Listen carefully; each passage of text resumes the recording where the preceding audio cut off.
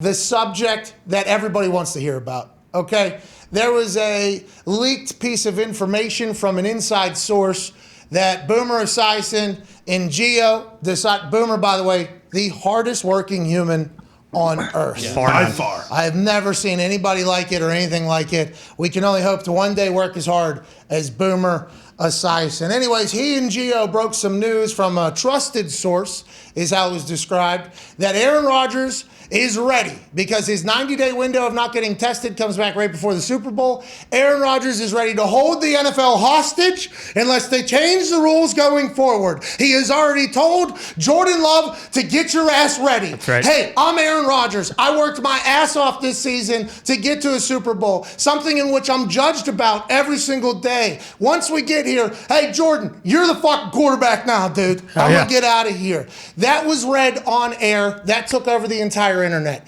You answered, obviously, in the way that you answered. My question is this. Why do you think that is even something that is believable to them to read onto air? Legitimately, what do you think it is? Do you think it's because there's people with an axe to grind against you? Do you think it's because the narrative for so long? Why was that something that was even like, hey, this could be real, you think? I mean, you have to bring all the possibilities into place.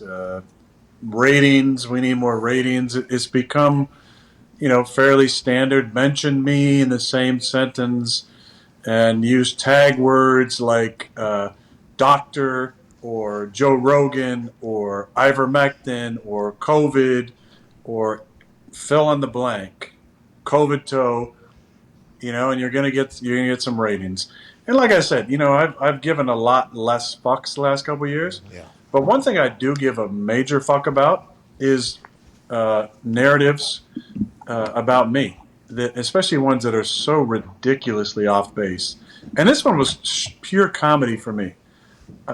But when pure comedy turns into like more reputable, and I say slightly more, but slightly more reputable news outlets who then mention that to where it becomes even a bigger story, I just felt like it was time to to end that. And we had some fun. Kurt Bankert, and then J-Lo jumped in, and we had a good time with that. Matt Flynn jumped in afterwards.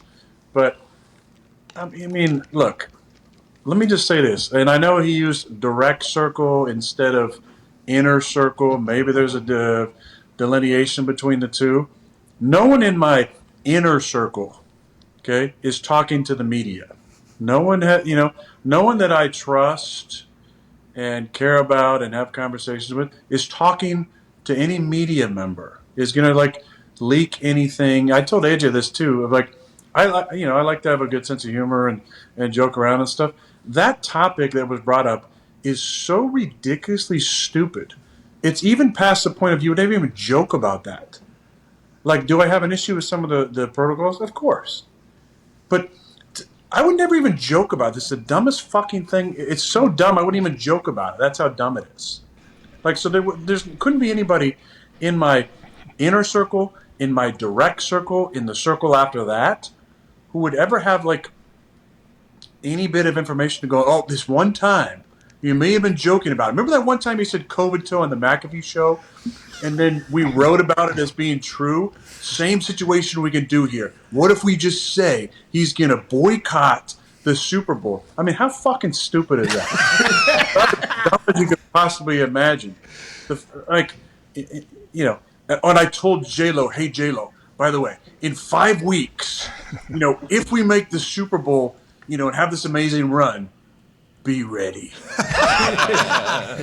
I mean, it's the dumbest shit I've ever heard. Luckily, we had a blast with it. We had so much fun. Kurt was amazing. J-Lo jumped in. Flinny jumped in.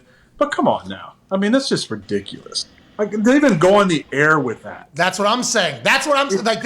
It was believed. It almost seems like they wanted parts of it to be true somehow. It's unreal. I mean, come on. How do you know? But how do you know which ones you're going to address and which ones you don't address? Because you can't go after all of them, and there's always asinine things out there. I don't want to go, but to say some asinine stuff like that, I mean, deserves a response. Have you reached out to try to see? couldn't you reach out to him and say, hey, who is this source? I think I would like to know who it is, so you can't trust this person. I mean, I'd love to say the source. Well, that never happens. I mean, that's not how, except for you and Dr. Joe Rogan. I'd love to know who this person in my direct circle was. Right, Alex Jones, probably. Or Joe. Maybe it's Dahn. Maybe it's Dahn. Okay, cool. I'm happy we addressed it. Obviously, what I'm saying, though, and the way I asked that question was, I can't believe that somebody believed it enough to report it, though. Like, and that is an issue, I think, in the grander scheme. Like, people at some point, even after 2 years. Well, there's multiple sources, Pat. There are multiple sources in my direct circle. I'm like, come on, man. Why would I play to the majority of people in a meaningless Week 18 game?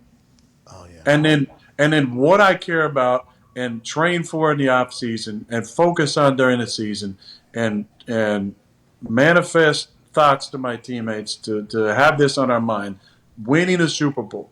You think I would do all that and play in a meaningless game to most people in Week 18 and then boycott the Super Bowl? Yeah. You don't know me. And that's my hope.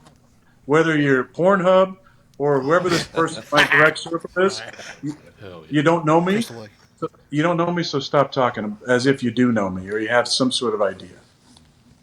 Hey, all right, dude. Hey, I'm happy you got that off. Thank you. Hey, that had to feel pretty good. That had to feel pretty good getting out there. And whoever did this or, has maybe a false narrative about you, about preconceived notions from years ago before listening to you, literally, hey, we just finished another season of you stopping by every single day off for like an hour every single time. We appreciate you, man. Thank you, Aaron. Thank you, Aaron. Love you, Aaron. And there was a lot of people that went to your to bat for you that probably wouldn't have in the past before the show, and they said, do you not listen to this dude ever on Tuesdays because you have been a pretty open book with us, I think. Honestly, I'm not 100% sure if any. There's always been weekly interviews that people do with either local radio. We're very lucky that we get to do it on the internet with a broader audience of people that are around the world. This has always happened. I don't know if those local radios or anywhere else, and there's a lot of very talented people, I'm not sure, but it's on the player to do the other end of it. You have been very transparent with us like this entire time, and I think a lot of people have learned a lot about you. So we appreciate the hell out of you, dude. And